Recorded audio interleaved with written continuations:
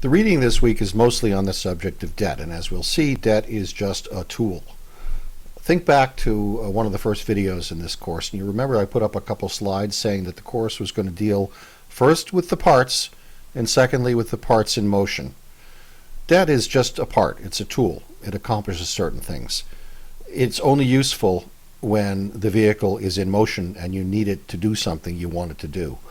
So these intro audios that I'm going to be making, I'll do several leading up to the reading of debt, will be about the uses to which debt is put. It's typically in the area of what we will call capital.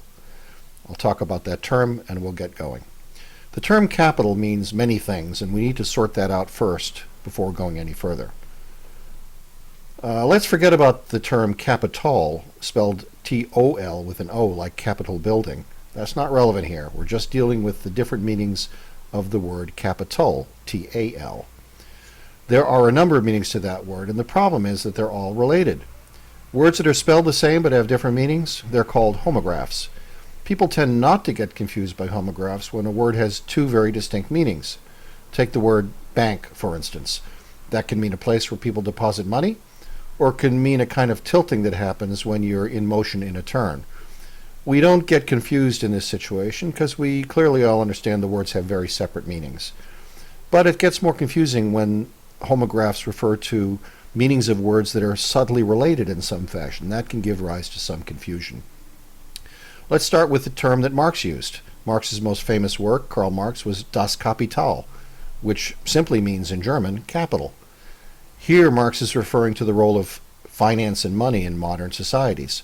Capitalist societies, if you will, where the role and importance of the money and finance function is pronounced, and where capital is seen as constantly in a struggle with labor for dominance. So that's the capital of capitalism, finance and money, power in the abstract. As we will see when we get to fundraising, colleges and universities also use the term capital. They refer to a capital campaign, for instance. This is also about money, but it's about other assets too. Donors will often give money, cash, stocks, or what have you, to a capital campaign, but they may also give artwork or property or other assets. So capital here opens up a little bit and signifies any manner of gift that increases assets. But if you walk down the hall from the development office into the facilities office, capital has a different term, a different meaning, but somewhat related again. It's still about an asset. But when we talk about capital budgeting, capital planning, and capital assets as opposed to a capital campaign, we depart from the intangible money view of things and we come down to the real world of what we might call hard assets, buildings, equipment, vehicles, and things like that. So when we move on to talk about capital budgeting and capital planning, we are using capital in this sense. Essentially, any asset that is long-lived, that is, an asset that one might expect to be around for more than a year, is considered a capital asset. They're kind of the flip side of operating expenses that you find in the operating budget. There you find things like salaries and supplies. They don't have long lives. When you pay somebody a salary for labor in June, the labor takes place in June and they're paid in June. It doesn't survive the end of the fiscal year. But the planning and financing of capital assets do take on a different character than the planning and financing of the annual operating budget because they're asking different questions, they're operating in different ways. So this set of videos is going to describe the hows and whys of capital budgeting and planning. We'll start with some basic ideas and then move on progressively to get to the subject of this week's reading, which is debt. And as we will see, debt is simply one tool among many that can be part of a capital budgeting and planning strategy.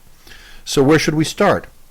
Let's start with a comment by Tony Giga, the one where he refers to the lumpiness of capital expenses. The capital budget is typically characterized by what we call lumpy expenditures. That is, if you do have a fleet of service trucks on your campus, and the average useful life of those is, say, 7 years. So you know that every 7 years you're going to have to buy a fleet of these trucks. That's a lumpy expenditure. Or if you're building a building, you have to purchase the land, pay for the construction, and so forth. That's a lumpy expenditure. So what you may have in a large, complex institution is a series of those lumpy expenditures over time. And what you want to be able to do is to anticipate them and look as far out into the future as you reasonably can, probably 10 years, and understand when you are next going to have to lay out that kind of money. So let's think about that for a moment. Start with the operating budget, which is again a kind of river. More with inflation to accomplish the same things, maybe somewhat more if there's a new program that's starting. It forces some cutbacks. But there's always something that both budgeters and program people understand to be, and this is the defined term, the base. The base is the continuously flowing thing that can be described and modified up or down a bit, here and there, nip and tuck, as circumstances or priorities demand over time, which is basically untouchable. It basically flows. But now we shift to the world of capital. Where's the base? If capital expenses are lumpy, there is no base. Now, Tony suggests you can cobble a base together where you have, for instance, a fleet of vehicles. If you know that your vehicles need to be replaced every 7 years, if that's your policy, then you know that every 7 years you have to make provision to fund the vehicles. Now, you can do that in any number of ways. You can find a way to finance it in the 7th year, or maybe you can set 1/7 of the money aside every year, call it a vehicle reserve fund, and put it into your operating budget. Voila! You've taken the problem of lumpiness and you've tamed it by placing that money directly 1/7 that's needed for the total amount in every budget for the next 7 years, and you have enough money for it. But it's not that simple. The reason is that not all capital is susceptible to that kind of replacement strategy thinking. Take a situation, this happened at Brandeis, where all of a sudden steam starts to seep out from the campus grounds. We then realize that the steam pipes that are underneath the ground, which are not visible and are very difficult to tell if they're rotting, are beginning to all rot at once. They need to be replaced at once. That's a capital item that needs to be addressed right away, not on any particular replacement cycle. But now, when you get even to a higher level, what about large-scale renovations? What about the need for new construction, new buildings? Those can be quite large. A new fleet of campus police vehicles maybe could cost a couple $100,000 every 7 years. But a new engineering building, when it comes up, maybe 20 million, maybe 40 million, maybe more. Those are very, very large lumps, and they cannot always be scheduled in advance as readily as can vehicles, which have regular replacement cycles.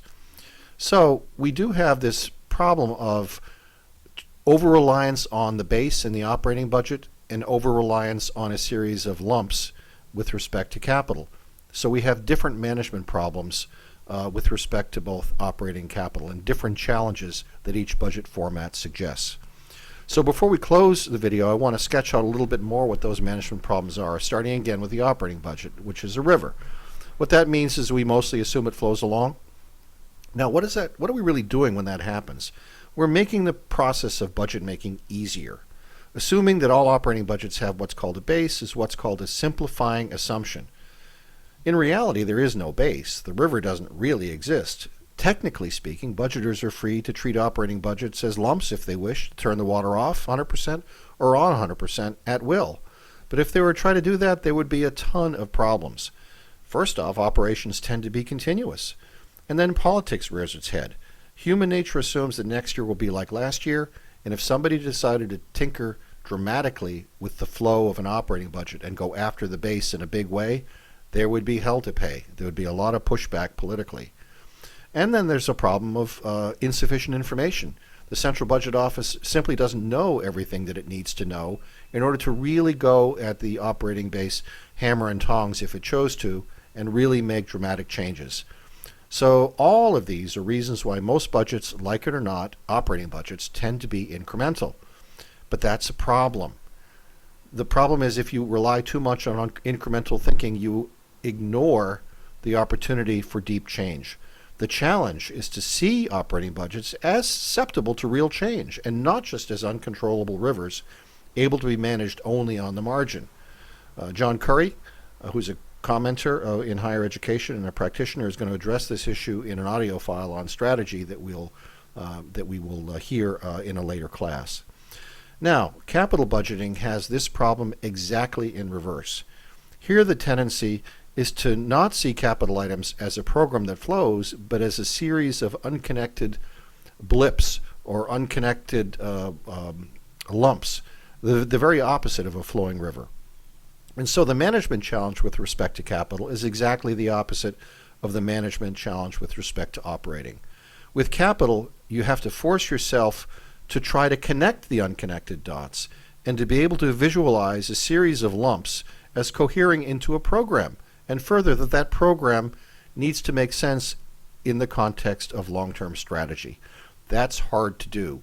Just as it's too easy to accept the flow of the river with the operating budget, it's too easy just to think of the capital budget as a series of unconnected lumps that you manage. Fund this, fund that, fund this, fund that. You really have to step back and ask yourself, what is our capital program? What are we really trying to do in program terms? In essence, to try to take the unconnected dots and make them more like a river. Make them flow in a direction and in the direction that you want to go in. So that's the main problem of capital planning, and how capital planning is obliged to be part of overall strategy and not just a way to negotiate the inevitable lumpiness of capital assets. That's the planning challenge. Now, let's assume for a second you've done a good job of the planning. You've done a good job of identifying which lumps need to be funded and which lumps cohere into a program and which lumps cohere into a strategy. You still have to finance them. That's the subject of the next video.